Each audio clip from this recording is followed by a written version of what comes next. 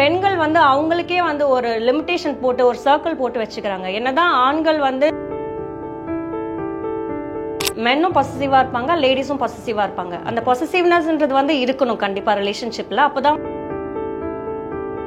ஃபீலிங்ஸ்ங்கிறது ஒண்ணுதான், பொசசிவ்னஸ்ங்கிறது வந்து ஜென்ஸ் என்ன கொஞ்சம் காட்டிக்காத மாதிரி நடிப்பாங்க, ஆனா பெண்கள் வந்து அதை கொட்டிடுவாங்க. அப்படிதானே? இந்த ஜெனரேஷன்ல அப்படி கிடையாது ஜி. ரெண்டு பேருமே மனசு விட்டு பேசிக்கணும். நான் இந்த மாதிரி எனக்கு இந்த அப்பியரன்ஸ்ல எனக்கு இந்த சேஞ்சஸ் இருக்கு, அது எனக்கு வந்து லோவா ஃபீல் ஆகுது அப்படின்றத வந்து ஓப்பன் அப் பண்ணி நம்ம மனைவி கிட்ட சொல்லல, நம்ம ஹஸ்பண்ட் கிட்ட சொல்லலாம், வேற யார்கிட்ட சொல்ல முடியும்? ஸோ ஆண்களை வந்து பெண்கள் கேர் பண்ணணும்னா அவங்களோட இயல்பை மாற்ற ட்ரை பண்ணாம அவங்க யாரா இருக்காங்களோ அவங்கள அப்படியே அக்செப்ட் பண்ணிக்கிட்டு ரியலா கேர் பண்ணாங்கனாலே ஆண்கள். ஸோ பேசிக்லி ஒர்க் பண்ணுற இடத்துல வந்து ஒர்க் ப்ரெஷர் மட்டும்தான் இருக்குன்னு சொல்ல முடியாது. பாடி ஷேமிங் இல்லை புல்லிங், ஹராஸ்மெண்ட், எந்த மாதிரியான ப்ராப்ளம் வேணால் நடக்கலாம். அது வந்து மேனேஜ்மெண்ட் மட்டும் கிடையாது, கூட ஒர்க் பண்ணுறவங்க, நம்ம ஆன் தி வேல மீட் பண்ணுறவங்க இல்லை பார்க்குறவங்க யார் வேணால் இந்த மாதிரி பண்ணலாம். பட் அந்த மாதிரி பண்ணுறாங்கன்னா அதை ஃபஸ்ட்டு ஃபேஸ் பண்ணணும். நீங்கள் தேர்ட் பர்சன் கிட்ட போய் ஷேர் பண்ணுறத உங்களோட பார்ட்னர் கிட்டே ஷேர் பண்ணீங்கன்னா கண்டிப்பாக அந்த ப்ராப்ளம் ரிசால்வ் ஆகிடும். எங்க பேசினா தானே பிரச்சனைகளே அதிகமாகுது, அதனால தானே எல்லாம் அவாய்ட் பண்ணிட்டு போயிட்டு இருக்காங்க. ஒய்ஃபை வந்து நல்லா பார்த்துக்கணுங்கிற ஒரு எண்ணம் இருந்தாலுமே ஒய்ஃப் கொடுக்குற டார்ச்சர்ல விட்டா போதும் சாமின்னு ஓடுறாங்களே, அவங்களுக்கு என்ன பண்ணலாம்? டிவோர்ஸ் ஆகுறதுக்கு மெயின் பிரச்சனைகள் என்ன? நியூஸ் டைம் நேயர்களுக்கு அன்பான வணக்கம். எல்லாருக்குமே வந்து பார்த்தீங்கன்னா மனதளவில் ஸ்ட்ராங்காக இருக்கணும் அப்படிங்கிறது நிறைய பேர் அதை கேர் எடுத்துக்கல. ஃபிசிக்கலாக வந்து நம்ம ஸ்ட்ராங்காக இருக்கணும், ஹெல்த்தியாக இருக்கணும்னு நம்ம யோசிப்போமே தவிர மென்டலி நம்ம ஸ்ட்ராங்காக, மென்டலி ஃபிட்டாக இருக்கோமா அப்படிங்கிறதுல நிறைய பேருக்கு நிறைய குழப்பங்கள் இருக்குது. அதை பற்றி தான் இன்றைக்கி நம்ம பேச போகிறோம். சத்யா அண்ணாதுரை நம்ம கூட இருக்காங்க. இவங்க வந்து பார்த்திங்கன்னா ஒரு கார்ப்பரேட் நிறுவனத்தில் ஒர்க் பண்ணிட்டு இருக்காங்க. அதே போல் பார்த்தீங்கன்னா அப்கமிங் லைஃப் கோச். இவங்க கூட நிறைய விஷயங்கள் பேசலாம். வாங்க பேசலாம். வணக்கம். வணக்கம். ரொம்ப மகிழ்ச்சி. சும்மா பேசலாமே அப்படின்ட்டு தான் நிறைய விஷயங்கள் வந்து நீங்கள் சொல்லிட்டு இருக்கீங்க. உங்களோட இன்ஸ்டாகிராம் வீடியோஸ் மூலமாக நிறைய பேருக்கு வந்து ஒரு பயனுள்ள கருத்துக்கள்லாம் சொல்லிட்டு இருக்கீங்க. குறிப்பாக வந்து பார்த்தீங்கன்னா மோட்டிவேஷன் மூலமாக நிறைய பெண்களுக்கு, அது மட்டும் இல்லாமல் செல்ஃப் அனாலிசிஸ் அப்படிங்கிறத நிறையா நீங்கள் இன்சிஸ்ட் பண்ணி சொல்லிகிட்டே இருக்கீங்க. நம்ம யார் அப்படிங்கிறது நமக்கு தெரிஞ்சாதான் நம்மளால் வந்து இந்த சொசைட்டியில் அஹெடாக போக முடியும் அப்படிங்கிற மாதிரிலாம் சொல்லியிருக்கீங்க. உங்களை பற்றி சொல்லுங்கள் சத்யா. நான் சத்யா அண்ணாதுரை, ஒரு கார்ப்பரேட் கம்பெனியில் மேனேஜிங் லீடாக இருக்கேன் அண்ட் அப்கமிங் லைஃப் கோச். அது என்ன லைஃப் கோச் அப்படின்னா என்ன? லைஃப்பை ரன் பண்ணுறதுக்கே ஒரு கோச் தேவையா இந்த காலகட்டத்தில்? ஸோ லைஃப் கோச் அப்படின்றது வந்து எல்லாருக்குமே தேவை அப்படின்னு சொல்ல முடியாது. இந்த காலத்தில் வந்து சிங்கிளாக இருக்கிறவங்க, மேரீட், ஒர்க்கிங் விமன், வீட்டில் இருக்கிறவங்க, படிக்கிறவங்க யாராக இருந்தாலுமே லைஃப்பில் நெக்ஸ்ட்டு என்ன பண்ணுறது அப்படின்னு தெரியாமல் சில இடத்துல ஸ்ட்ரக் ஆகி நின்றுடுவாங்க. ஸோ அவங்கள மோட்டிவேட் பண்ணுறது தான் இதோட நோக்கமே. ஸோ இந்த மாதிரி நிறைய பேருக்கு நீங்கள் பர்சனலாகவே மோட்டிவேட் பண்ணிட்டு இருக்கீங்களே, நீங்கள் ஃபேஸ் பண்ணதில் ஏதாவது ஒரு ஃபன்னியாக அல்லது ஒரு கிரேசியான சில விஷயங்கள்லாம் பார்த்துருப்பீங்க, அது மாதிரி ஏதாவது உங்களுக்கு எக்ஸ்பீரியன்ஸ் இருக்கா? டிஃப்ரெண்ட் சினாரியோஸ் நான் ஃபேஸ் பண்ணியிருக்கேன். But I don't want call it as funny. ஏன்னா ஒரு விஷயமே அவங்களுக்கு அது எப்படி இம்பாக்ட் கொடுக்குதுன்றது தான் வந்து விஷயம். ஸோ அதை வந்து ஃபன்னியாக நம்மளால எடுத்துக்க முடியாது. ஏன் அப்படி சொல்கிறேன்னா, சில பேர் வந்து நிஜமாவே வந்துட்டு அந்த தாட் ப்ராசஸில் இருப்பாங்க. ஐ don't want live any more அப்படின்ற தாட் ப்ராசஸில் இருப்பாங்க. பட் அவங்க ஏன் அந்த மாதிரி ஃபீல் பண்ணுறாங்க, எது வந்து அவங்கள அந்த மாதிரி திங்க் பண்ண வைக்குது அப்படின்றத புரிஞ்சு அவங்களுக்கு ஹெல்ப் பண்ணுறது தான் இதோட நோக்கமே. ஸோ நிறைய பெண்களுக்கு நான் வந்து மோட்டிவேட் பண்ணியிருக்கேன். ஃபார் எக்ஸாம்பிள், மேரேஜுக்கு முன்னாடி நான் வந்து இப்படி இருந்தேன், மேரேஜுக்கு அப்புறம் என்னால் வந்து ஃப்ரீடமாக இருக்க முடியல. ட்ரெஸ்அப் பண்ணுறதா இருக்கட்டும், இல்லை எங்கேயாவது போகிறதா இருக்கட்டும், ஃப்ரெண்ட்ஸ் மீட்டப் பண்ணுறதா இருக்கட்டும், எதுவுமே நல்லா ஃப்ரீடமாக இருக்க முடியல அப்படின்றாங்க.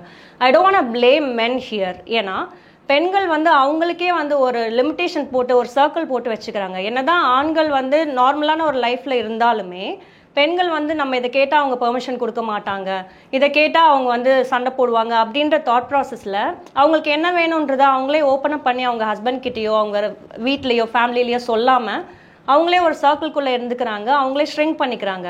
அதனால அது அவங்களுக்கு ஒரு டிப்ரெஷனாக மாறுது. ஃபர்ஸ்ட் அவங்களுக்கு என்ன வேணுன்றதை வெளியில் ஓப்பன் அப் பண்ணி சொல்ல தெரியணும், எந்த பர்சன் கிட்ட சொல்லணுன்றது தெரியணும். இது தெரிஞ்சுக்கிட்டாலே இந்த மாதிரி டிப்ரெஷன்லாம் இருக்காது. ரொம்ப அழகாக சொன்னீங்க. அதாவது நம்மளோட பார்வையில் வந்து அது கிரேசியாகவும் ஃபன்னியாகவும் தெரியும், பட் அவங்களோட சூழலில் இருந்து பார்த்தா தான் தெரியும் அது எவ்வளோ சீரியஸான விஷயங்கிறது. அதை நீங்கள் கரெக்டாக புரிஞ்சுக்கிட்டு அவங்க மைண்டுக்கு ஏற்ற மாதிரி நீங்கள் பேசுவீங்க, அப்படி தானே? கரெக்ட். ஏன்னா ஒரு பர்சனுக்கும் வந்து அவங்களோட மெச்சூரிட்டி லெவலுக்கு ஏற்ற மாதிரி அவங்களுக்கு ப்ராப்ளம் இருக்கும். நமக்கு யோசிக்கும் போது இது சாதாரண விஷயம் தானே, இது ஈஸியாக நம்மளால சமாளிக்க முடியும்ல, ஏன் இவன் ஸ்ட்ரகிள் ஆகுறாங்க அப்படின்ற மாதிரி நம்ம யோசிப்போம். பட் அவங்களோட அண்டர்ஸ்டாண்டிங், அவங்கள அதை எப்படி மேனேஜ் பண்ணுன்ற அவங்களோட தாட் ப்ராசஸ் வச்சு தான் அவங்க வந்து அந்த ப்ராப்ளமை வந்து பார்ப்பாங்க. ஸோ நமக்கு அதை வந்து ஈஸியாக இந்த மாதிரி ஒரு ஸ்டெப் எடுத்தாலே அதை ரிசால்வ் பண்ண முடியும் அப்படின்ற நாலேஜ் நமக்கு இருக்கிறதுனால நம்ம அவங்களுக்கு ஈஸியாக ஹெல்ப் பண்ண முடியும். அதை தான் நான் பண்ணிட்டு இருக்கேன். ஆஸ் அ லைஃப் கோச்சாக வந்து நீங்கள் நிறைய பேர் பார்த்துருப்பீங்க. அதில் குறிப்பாக சில பெண்கள் வந்து பார்த்தீங்கன்னா அந்த ஓவர் பொசசிவாக இருப்பாங்க. அது பிஃபோர் மேரேஜாக இருக்கட்டும், ஆஃப்டர் மேரேஜ் கணவன் கூட வந்து ரொம்ப பொசசிவாக இருக்கிறதுனால அவங்க பண்ணுறது எல்லாமே தப்பாக அவங்களுக்கு தெரியும். ஸோ அந்த மாதிரி இருக்கக்கூடிய மைண்ட் செட்டில் உள்ள லேடிஸ்க்கு நீங்கள் என்ன சொல்ல விரும்புறீங்க? ஸோ அகெயின் நீங்கள் வந்து லேடிஸ் அண்ட் மென் அப்படின்னு பேசுகிறத தவிர மென்னும் பொசசிவாக இருப்பாங்க, லேடிஸும் பொசசிவாக இருப்பாங்க. அந்த பொசசிவ்னஸ்ன்றது வந்து இருக்கணும் கண்டிப்பாக ரிலேஷன்ஷிப்பில். அப்போ தான் வந்து ரிலேஷன்ஷிப் வந்து லைவ்லியாக இருக்கும். பட் அது எவ்வளோ பர்சன்டேஜ் இருக்குன்றது தான் விஷயம். சில பேருக்கு வந்து அது லெஸ் தென் 50% இருக்கும், லைஃப் ரொம்ப அழகாக போயிட்டுருக்கும். ஏன்னா பொசசிவ்னஸ் இல்லாத ஒரு லைஃப் வந்து ரொம்ப வந்து ட்ரையாக இருக்கும். டு பி ஹானஸ்ட், பொசசிவ்னஸ் லைட்டாக இருந்துச்சுன்னா ரொம்ப லைவ்லியாக இருக்கும். அந்த பொசசிவ்னஸ் வந்து கொஞ்சம் அதிகமாக 50%க்கு மேலே போச்சுன்னா அது ப்ராப்ளம் இருக்கும். அதை இக்னோர் பண்ணுறதுக்கு டெஃபினட்டாக நீங்கள் 2 பேரும் உட்காந்து பேசணும். அது எந்த மாதிரியான விஷயமா இருந்தாலுமே நீங்கள் உட்காந்து பேசுனீங்கன்னா அது சரியாயிடும். ஃபார் எக்ஸாம்பிள் ஹஸ்பண்ட் கிட்டயோ இல்லை ஒய்ஃப் கிட்டயோ எனக்கு வந்து இந்த விஷயம் எனக்கு பாதர் பண்ணுது, நீங்கள் இந்த பர்சன் கிட்ட பேசினா அது எனக்கு பாதர் பண்ணுது அப்படின்றத நீங்கள் ஓப்பனாக சொன்னீங்கன்னா அவங்க அதை அவாய்ட் பண்ணுறதுக்கு சான்சஸ் இருக்குது. நீங்கள் அதை ஓப்பனாக சொல்லாமல் உங்கள் மனசுக்குள்ளே வச்சு நீங்களே இமேஜினேஷன் பண்ணி அதனால ப்ராப்ளம் கிரியேட் ஆகிறதுக்கு பதில் அவங்க கிட்ட போய் டைரெக்டாக சொல்லி நீங்கள் இதை ரிசால்வ் பண்ணலாம். சூப்பர். ஆஸ் அ ப்ரொஃபஷனலாக ரொம்ப அழகாக சொன்னீங்க. அதாவது என்னன்னு பார்த்தீங்கன்னா 2 பேருக்குமே காமன் தான். ஃபீலிங்ஸ்ங்கிறது ஒன்று தான், பொசசிவ்னஸ்ங்கிறது வந்து ஜென்ஸ் என்ன கொஞ்சம் காட்டிக்காத மாதிரி நடிப்பாங்க, ஆனால் பெண்கள் வந்து அதை கொட்டிடுவாங்க. அப்படி தானே? இந்த ஜென்ரேஷனில் அப்படி கிடையாது ஜி. ஆண்களும் காட்டுறாங்க, பெண்களும் காட்டுறாங்க. But way of expressing it is different. எக்ஸ்பிரஷன்றது 2 சைடுமே இருக்கு. பட் அதை எப்படி எக்ஸ்பிரஸ் பண்றாங்கன்னு இருக்கு. ஃபார் எக்ஸாம்பிள் ஒரு விமன் கிட்ட ஒரு ஆண் வந்து பொசசிவா ஃபீல் ஆகுறான்னா அந்த பொண்ணுக்கு புரிஞ்சுப்பா. அவ வந்து டைரக்டாவே போயிட்டு இவன் என்னோட நண்பன் தான், இவன் கிட்ட வந்து இந்த மாதிரி இன்சிடென்ட் நடந்துச்சு அதனால நான் வந்து பேசினேன் அப்படின்ற மாதிரி எக்ஸ்பிரஸ் பண்ணிடுவாங்க. இதே ஆண்கள் வந்து அந்த மாதிரி ஓப்பனா சொல்ல மாட்டாங்க. எனக்கு வந்து நீ இந்த மாதிரி பண்றது எனக்கு பிடிக்கல, அதை வந்து மனசுலயே வச்சுப்பாங்க. பட் ஆப்வியஸ்லி 2 சைடுமே ஸ்ட்ரகிள் இருக்கு, 2 சைடுமே ப்ராப்ளம் இருக்கு. சில பேர் ஓப்பனா பண்ணிடுவாங்க, சில பேர் ஓப்பனா பண்ண மாட்டாங்க. 2 பேருமே ஓப்பனா பண்ணா it is well and good. இந்த ரிலேஷன்ஷிப்ல வந்து பாத்தீங்கன்னா இந்த இன்செக்யூர் ஃபீலிங்ஸ் வந்து ரொம்ப அதிகமா இருக்கு. குறிப்பா வந்து பெண்கள் வந்து கேட்கறது வந்து என்ன பிடிச்சிருக்கா உனக்கு, என்னை விட்டு போயிட மாட்டேல்ல, இந்த மாதிரி அவங்களுக்குள்ள ஒரு பயம் இருந்துகிட்டே இருக்கு. ஈவன் வந்து பிஃபோர் மேரேஜ் வந்து பாத்தீங்கன்னா நிறைய பேருக்கு இருக்கு. ஆண்களுக்குமே வந்து பாத்தீங்கன்னா 2 பேர்ல யாராவது ஒருத்தங்க அழகா இருந்தாங்கனாவோ அல்லது ஒரு படிப்புலையோ ஏதோ ஒரு விஷயத்துல அதிகமா இருந்தாங்கன்னா நம்மளை விட்டு போயிடுவாங்களோ அப்படிங்கிற ஒரு இன்செக்யூரான ஒரு ரிலேஷன்ஷிப் வந்து கண்டினியூ ஆகிட்டே இருக்கு. இதுக்கு என்ன காரணம், இதுக்கு என்ன சொல்யூஷன் பண்ணலாம்? ஸோ இன்செக்யூர்ட் ஃபீல் மெயினாக வரதுக்கு வந்து மேரேஜ் ஆன புதுசில் 2 பேருமே வந்து யங்காக இருப்பாங்க, ஆல்சோ ஃபிட்னஸ் அண்ட் எல்லாத்துலேயுமே கரெக்டாக இருப்பாங்க. ஸோ சர்டன் பீரியட் குழந்தை பிறந்துடும், கொஞ்சம் வெயிட் போட்டுருவாங்க, இல்லை ஆண்களுக்கு வந்து ஹேர் ஃபால் ஆகிறது, அப்பியரன்ஸ் சேஞ்ச் ஆகிறது, இந்த மாதிரியான ஒரு டிஃப்ரெண்ட்டான ப்ராக்ரஷன் இருக்கும்போது ஒருத்தர் வந்து இன்னொருத்தருக்கு கான்ஃபிடன்ஸ் கொடுக்கணும். ஸோ இந்த மாதிரி ஒரு ப்ராப்ளம் வந்துச்சு, அப்பியரன்ஸில் ஏதாவது சேஞ்சஸ் இருந்துச்சுன்னா that's okay, I am there for you அப்படின்ற அந்த கான்ஃபிடன்ஸ் 2 பேருமே மாற்றி மாற்றி கொடுத்துக்கிட்டாங்கன்னா இந்த மாதிரியான ஒரு இன்செக்யூர்ட் ஃபீல் வரவே வராது. வெயிட் போட்டால் என்ன பரவாயில்ல, I help you to get you fitness, நீ ஃபிட்னஸ் ஆகணும்னு ஆசைப்பட்டேன்னா நான் உனக்கு ஹெல்ப் பண்ணுறேன், இல்லை நீ இப்படியே இருக்கிறேன்னா okay I support for that also அப்படின்ற மாதிரி இருந்தாங்கன்னா எந்த ப்ராப்ளமே வராது. இன்செக்யூர்ட் ஃபீல் இருக்கவே இருக்காது. ஆல்சோ 2 பேருமே மனசு விட்டு பேசிக்கணும். நான் இந்த மாதிரி எனக்கு இந்த அப்பியரன்ஸ்ல எனக்கு இந்த சேஞ்சஸ் இருக்கு, அது எனக்கு வந்து லோவா ஃபீல் ஆகுது அப்படின்றத வந்து ஓப்பன் அப் பண்ணி நம்ம மனைவி கிட்ட சொல்லலை, நம்ம ஹஸ்பண்ட் கிட்ட சொல்லலாம், வேற யார்கிட்ட சொல்ல முடியும்? இந்த மாதிரி ஓப்பன் அப் பண்ணி ஷேர் பண்ணா நான் இருக்கேன் அப்படின்ற அந்த ஒரு ஃபீல் இருக்குல்ல, அது கண்டிப்பா இந்த மாதிரியான இன்செக்யூர்ட் ஃபீல் எல்லாத்தையுமே சுக்குநூறா உடைச்சிடும். அதாவது இப்போ பாய்ஸ்க்கு வந்து ஒரு கேர் எடுத்துக்கணும்னா கேர்ள்ஸ்க்கு வந்து நீங்க சொல்ற அட்வைஸ்னா என்ன சொல்லுவீங்க? ஸோ ஆண்களை வந்து பெண்கள் கேர் பண்ணணும்னா அவங்களோட இயல்பை மாற்ற ட்ரை பண்ணாமல் அவங்க யாராக இருக்காங்களோ அவங்கள அப்படியே அக்செப்ட் பண்ணிக்கிட்டு ரியலாக கேர் பண்ணாங்கனாலே ஆண்கள் கண்டிப்பாக 100% ட்ரஸ்டாக இருப்பாங்க. நம்மளோட பர்சனல் ஃபீலிங்ஸை வந்து கொட்டுறதுக்கு ஆட்கள் இல்லாமல் இன்றைக்கி போயிட்டுருக்கோம். பர்சனலாக வந்து சில விஷயங்களை சொல்ல முடிஞ்சாலும் ஒரு மனசுக்கு பிடிச்ச ஒரு க்ளோஸ் ஃப்ரெண்டு, ஒரு வெல்விஷர், அவங்கக்கிட்ட மட்டும்தான் சில விஷயங்களை சொல்ல முடியும். ஆனால் அவங்களுக்கே வந்து பார்த்திங்கன்னா நமக்கு கேர் எடுத்து பேசுகிற அளவுக்கு அவங்களுக்கு டைம் இல்லை, அவங்களோட சுச்சுவேஷன் இல்லை, அது மாதிரி இப்போ போயிட்டுருக்கோம். ஸோ உங்களோட அனுபவங்களை நிறைய பேரை வந்து நீங்கள் சந்திச்சிருக்கீங்க, நிறைய பேருக்கு வந்து நீங்கள் மோட்டிவேட் பண்ணி நிறைய கவுன்சிலிங் கொடுத்துட்ருக்கீங்க. நீங்கள் பார்த்ததில் என்னென்ன மாதிரியான விஷயங்களை ஃபேஸ் பண்ணிட்டு இருக்கீங்க? அவங்க வந்து பண்ண வேண்டியது என்னென்னா செல்ஃப் அனாலிசிஸ் பண்ணணும். எப்போவுமே வந்து ஒருத்தங்களை டிபெண்ட் பண்ணி இருக்கிறதுனால தான் எக்ஸ்பெக்டேஷன்ஸ் வருது. ஆல்சோ அவங்க லோன்லியாக ஃபீல் பண்ணுறாங்க அந்த பர்சன் வந்து டைம் கொடுக்காததுனால. ஸோ இவங்க என்ன பண்ணணும்னா ஃபஸ்ட்டு அவங்களுக்கு என்ன வேணும், why they are feeling low அப்படின்றது வந்து அவங்க அனலைசிஸ் பண்ணி கண்டுபிடிக்கணும். கண்டுபிடிச்சிட்டு ஒரு நோட் எடுத்து எழுதிக்கலாம். அவங்க லைக் யார்கிட்ட என்ன ஷேர் பண்ணணும்னு நினைக்கிறாங்களோ அதை வந்து அவங்க வெண்ட் அவுட் பண்ணலாம் த்ரூ நோட்.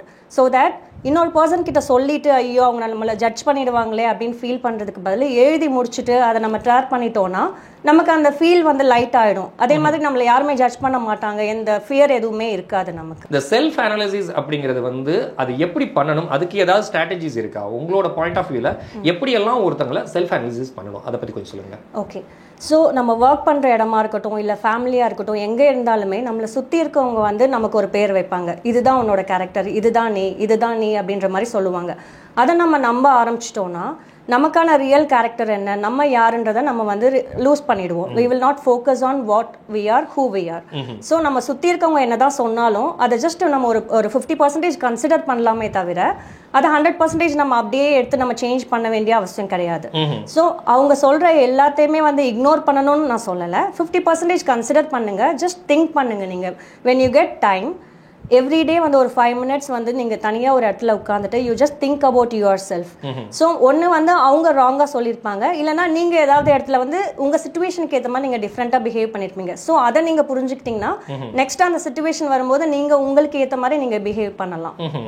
ரொம்ப அழகாக சொன்னீங்க. அதாவது செல்ஃப் அனாலிசிஸ்ங்கிறத விட மற்றவங்க என்ன பண்ணுறாங்கிறத அனலைஸ் பண்ணுறதுக்கு தான் நம்ம வந்து அதிக டைம் ஸ்பெண்ட் பண்ணிட்டு இருக்கோம். ஏன்னா இப்போ செல்ஃப் அனாலிசிஸ்னு வரும்போது நம்மளை பற்றி யோசிக்கிறதுக்கு சில ஒரு ஹெசிடேஷன் இருக்கும். யாராவது நீங்கள் என்னை பற்றி ஏதாவது ஒரு சின்ன வேர்ட் வந்து ஹர்ட்டாக சொல்லிட்டா கூட போய் ஃபீல் பண்ணுறது, நம்மளை பற்றியே அந்த ஹர்ட் பண்ணுறதுக்கோ அல்லது அனலைஸ் பண்ணுறதுக்கோ வந்து மனசு இடம் கொடுக்க மாட்டேங்குது. அந்த ஒரு கான்ஃபிடென்ட் கிரியேட் பண்ணதுக்கு என்ன பண்ணலாம்? ஸோ எல்லாமே வந்து ப்ராக்டிஸ் சொல்லுவாங்கல்ல. எந்த ஒரு விஷயமா இருந்தாலுமே ஸ்டார்டிங்கில் வந்து நம்ம ஒரு பேட்டர்னாக நம்ம திங்க் பண்ணிகிட்டே இருப்போம். எப்போவுமே வந்து ஆப்போனன்ட் பற்றி திங்க் பண்ணிட்டு இருப்போம். நம்மளை எப்படி பண்ணிட்டாங்க, ஹர்ட் பண்ணிட்டாங்க, எப்படி சொல்லிட்டாங்கன்னு. ஒரு மொமெண்ட் பாஸ் பண்ணி let's just think about our self அப்படின்னு நம்ம ப்ராக்டிஸ் பண்ணோன்னா first day, second day, third day, 3 days நீங்கள் கண்டினியூஸாக இந்த ப்ராக்டிஸ் பண்ணிட்டீங்கன்னா you will stop thinking about the other person. உங்களை பற்றி நீங்கள் யோசிக்க ஆரம்பிச்சிடுவீங்க.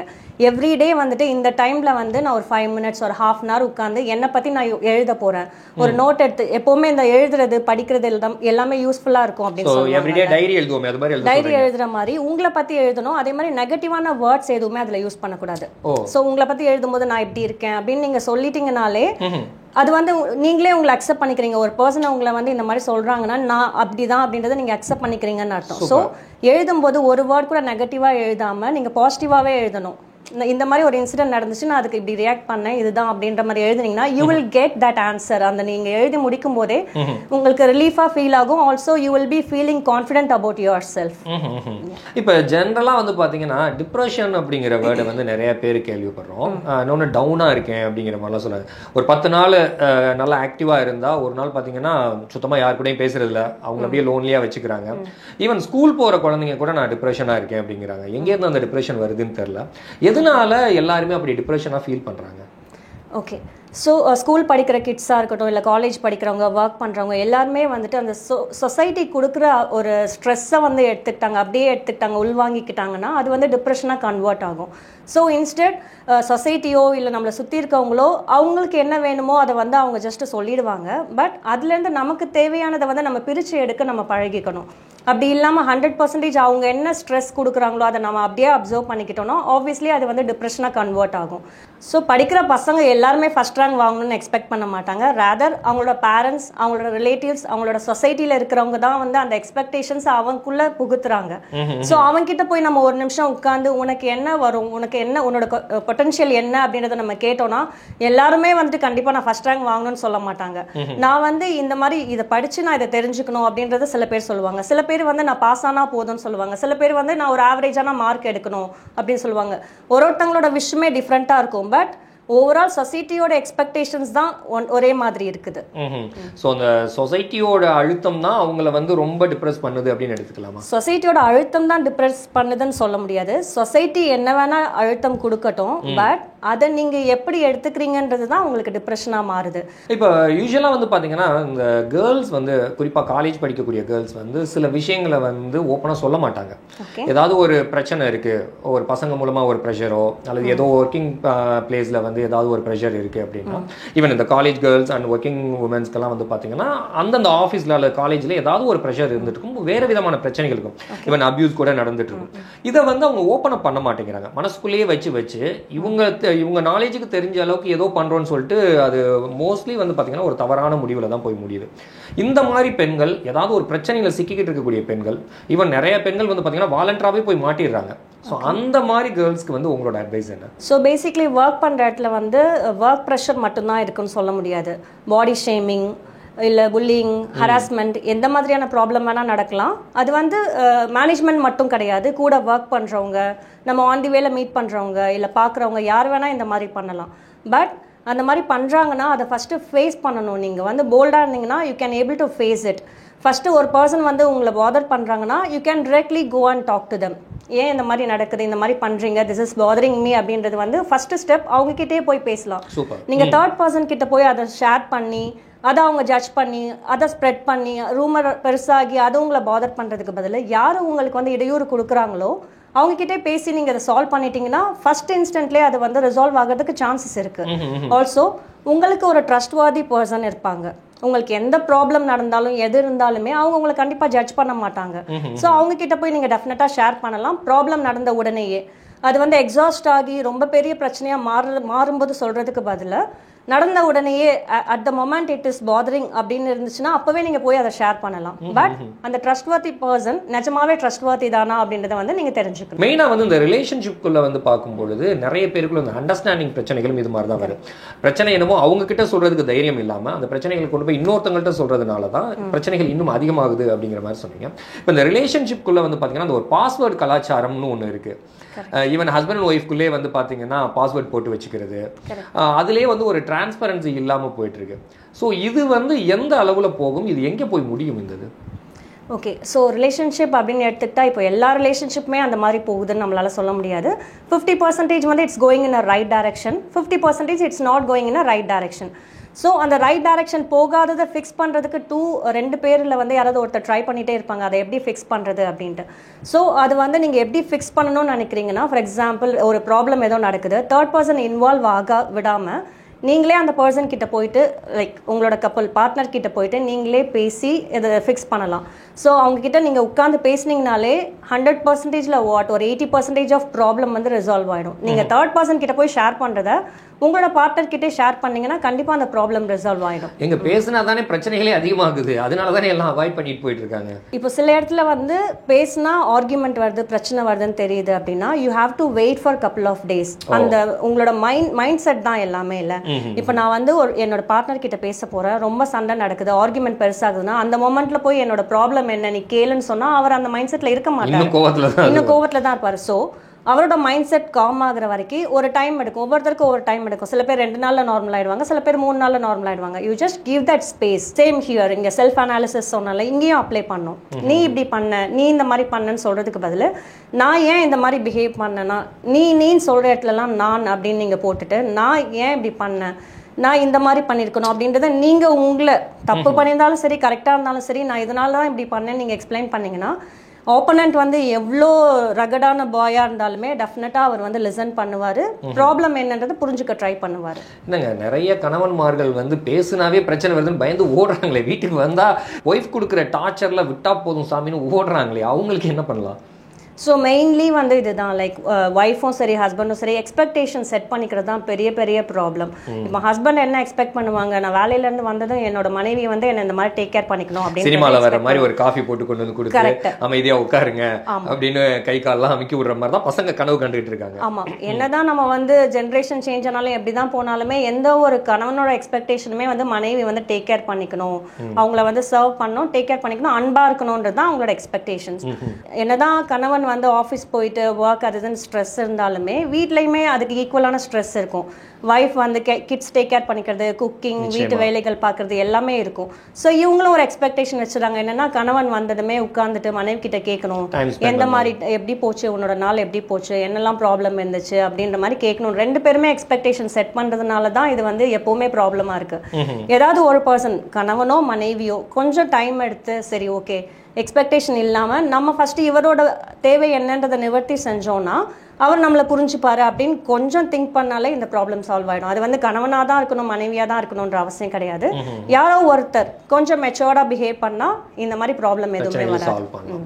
இந்த டிவோர்ஸ் அப்படிங்கிற வார்த்தை வந்து பாத்தீங்கன்னா இப்போ ரொம்ப காமனா ஆயிடுச்சு. ஒரு ஆணும் பெண்ணும் புரிஞ்சுக்கிறதுக்கு குறைஞ்சது ஒரு 6 மாசமாவது ஆகும். ஆனால் அந்த ஒரு சகிப்புத்தன்மை இல்லாமல் ஒரு 3 மாதத்துலேயே டிவோர்ஸ் ஆகிற கேஸ் இன்னைக்கு நிறைய ஆகிட்டு இருக்கு. டிவோர்ஸ் ஆகிறதுக்கு மெயின் பிரச்சனைகள் என்ன? Okay, so no matter whether it is love marriage or arrange marriage, இது வந்து இப்போ காமன் ஆயிடுச்சு. ஃபர்ஸ்ட்லாம் வந்து அரேஞ்ச் மேரேஜ்ல தான் டிவோர்ஸ் இருக்கும், லவ் மேரேஜ்ல தான் டிவோர்ஸ் இருக்கும்ன்ற மாதிரி மாறி போகி இப்போ எதுவாக இருந்தாலுமே டிவோர்ஸ் இஸ் தேர் அப்படின்ற மாதிரி ஆயிடுச்சு. ஆப்ஷன்ஸ் இருக்கா நிறையா, அதனாலயா அப்படின்னு சொல்ல முடியாது. மெயின் ரீசன் வந்து அதுதான் சொல்கிறேன் நான், அவங்களுக்கான புரிதல், அவங்க யார் அப்படின்றது. ஒரு பர்சன் வந்து எமோஷ்னல் நீட் வேணும், emotionally connect, emotional support, moral support வேணுன்றது ஒரு பர்சனோட ரெக்குவயர்மெண்ட்டாக இருக்கலாம். பட் இந்த சைடு ஆப்போனண்ட்டுக்கு வந்து வேற ரெக்குவயர்மெண்ட்டாக இருக்கலாம். ஸோ அது மேட்ச் ஆகாத போது கண்டிப்பாக இந்த பிரச்சனை வரும். இந்த அண்டர்ஸ்டாண்டிங் சார்ந்த விஷயங்கள்ல ஃபினான்ஷியல் விஷயங்களும் ஒரு மெயின் இதாக இருக்குது, ஒரு மேஜர் ரோல் பண்ணுது. ஸோ இந்த ஃபினான்ஷியல் விஷயத்தில் ஒருத்தங்க வந்து ஸ்ட்ரென்த்தாக இருந்தாங்கன்னா இந்த மாதிரி பிரச்சனைகள்லாம் ஈஸியாக போயிடுது அப்படிங்கிற மாதிரியும் சொல்கிறாங்க. அது எந்த அளவு முக்கியம்? அதாவது 2 பேருக்குள்ள உள்ள அண்டர்ஸ்டாண்டிங்கை தாண்டி அவங்களுடைய ஃபினான்ஷியல் ஸ்டேட்டஸ் தான் இதை முடிவு பண்ணுதா? அந்த காலத்தில் வந்து 3000 சேலரி இருந்தாலே அதை வச்சு வந்து அம்மா ஈஸியாக வந்து மேனேஜ் பண்ணிட்டாங்க. ஏன்னா அவங்க 2 பேருக்குள்ள ஒரு அண்டர்ஸ்டாண்டிங் இருக்கும், இதுதான் அவரோட சேலரின்றது அவங்களுக்கு ஃபர்ஸ்டே தெரியும். அந்த 3000 தான் அவங்க குடும்பம் நடத்தணும் அப்படின்றது ஆல்ரெடி அவங்க பிளான் பண்ணிடுவாங்க. பட் இப்போ இருக்கிற லைஃப் ஸ்டைல் எக்ஸ்பெக்டேஷன் இருக்கு, எவ்ரி விமனுக்கு லைஃப் ஸ்டைல் எக்ஸ்பெக்டேஷன் இருக்கு. ஆல்சோ மென்னுக்கு வந்து ஸ்ட்ரெஸ் ஃப்ரீயான லைஃப் இருக்கணும் அப்படின்ற ஒரு எக்ஸ்பெக்டேஷன் இருக்கு. So when they get married, love மேரேஜோ அரேஞ்ச் மேரேஜோ, ஃபர்ஸ்ட் வந்து அந்த லவ்ன்ற ஃபேண்டசி வேர்ல்டில் இருப்பாங்க, கமிட்மெண்ட்ஸ் அதை பற்றிலாம் எதுவுமே தெரியாது. But as soon as once they get married, குழந்தை வரும், மற்ற கமிட்மெண்ட்ஸ் எல்லாமே இருக்கும். ஸோ அதை வந்து ஃபினான்ஷியலாக ஃபர்ஸ்ட் யாருமே பிளான் பண்ணியிருக்கவே மாட்டாங்க. அதை பிளான் பண்ணும்போது ஷார்ட்டேஜ் ஆகும்போது அந்த டிப்ரெஷன், அந்த ஸ்ட்ரெஸ்ஸை வந்து எப்படி மேனேஜ் பண்ணேன்னு தெரியாமல் அது இன்னொருத்தங்க மேலே ஃப்ரஸ்ட்ரேஷனாக மாறி அதுவே ஒரு ப்ராப்ளமாக கிரியேட் ஆகுது. இப்போ இந்த வெல்னஸ் கோச், கவுன்சிலிங் கொடுக்குறாங்க, மோட்டிவேஷனுக்கு கிளாஸ் எடுக்கிறாங்க, இது மாதிரியெல்லாம் இப்போ சூழல் ஆயிடுச்சு. இப்போ என்னதான் இருந்தாலும் ஒருத்தங்க ஃப்ரீயாக அட்வைஸ் கொடுத்தாலும் மோட்டிவேட் பண்ணாலும் அவங்களுடைய பர்சனல் எக்ஸ்பீரியன்ஸை தான் நம்மக்கிட்ட சொல்லுவாங்க. ஆனால் நமக்கான ஒரு சூழலோ களமோ வந்து வேற மாதிரி இருக்கும். முழுக்க முழுக்க அவங்க சொல்றதையே கேட்டு தவறு நடக்கிறதும் வாய்ப்புகள் இருக்கு. இதை நீங்க எப்படி பாக்குறீங்க? ஸோ லைஃப்ல ஸ்ட்ரகிள் ஆகிற எல்லாருக்குமே ஒரு லைஃப் கோச், ஒரு கைடன்ஸ் வேணும் அப்படின்ற அவசியம் கிடையாது. ஏன்னா எல்லாருமே ஃபினான்ஷியலி ஸ்டேபிளா இருக்க மாட்டாங்க. ஒரு பர்சன் கிட்ட போயிட்டு கவுன்சிலிங் போறதுக்கோ இல்லை அவங்க கிட்ட போய் ஷேர் பண்றதுக்கோ எல்லாருமே வந்து அந்த சிச்சுவேஷன்ல இருக்க மாட்டாங்க. ஃபினான்ஷியல் ப்ராப்ளம் இருக்கும், இல்லை எல்லார்கிட்டயுமே போய் ஷேர் பண்ற சிச்சுவேஷன்ல இருக்க மாட்டாங்க. ஸோ இந்த மாதிரியா இருக்கிறவங்க எல்லாமே பண்ண வேண்டியது என்னன்னா செல்ஃப் அனாலிசிஸ் பண்ணணும். நீங்கள் வந்து உங்களுக்கு என்ன வேணும், உங்களுக்கு என்ன தேவைன்றதை வந்து நீங்கள் கரெக்டாக புரிஞ்சுக்கிட்டீங்கன்னா உங்களுக்கு வந்து ஒரு மென்டாரோ இல்லை ஒரு செல்ஃப் மோட்டிவேட் பண்ணுறதுக்கோ யாருமே தேவைப்பட மாட்டாங்க. நீங்களே வந்து உங்களை மோட்டிவேட் பண்ணிக்கலாம். Thank you so much G. ரொம்ப நல்லா சொன்னீங்க நிறைய விஷயங்கள். இதில் எல்லாமே சுற்றி வளைச்சு நம்ம அனலைஸ் பண்ணி பார்க்கும்பொழுது செல்ஃப் அனலைசிஸ் அப்படிங்கிறது ரொம்ப முக்கியம் அப்படிங்கிறத ரொம்ப ஸ்ட்ராங்காக சொல்லியிருக்கீங்க. நம்ம யாராக இருந்தாலும் சரி, நம்ம யார் அப்படிங்கிறத நம்ம தெரிஞ்சுக்கணும் அப்படிங்கிறதுக்கு தினமும் ஒரு கொஞ்சம் நேரம் ஸ்பெண்ட் பண்ணால் கூட போதும், நம்மளோட லைஃப் ரொம்ப அழகாக இருக்கும்னு சொல்லிங்க. இந்த நிகழ்ச்சியில் கலந்து நிறைய விஷயங்களை சொல்லியிருக்கீங்க. ரொம்ப மகிழ்ச்சி. ரொம்ப நன்றி. நன்றி.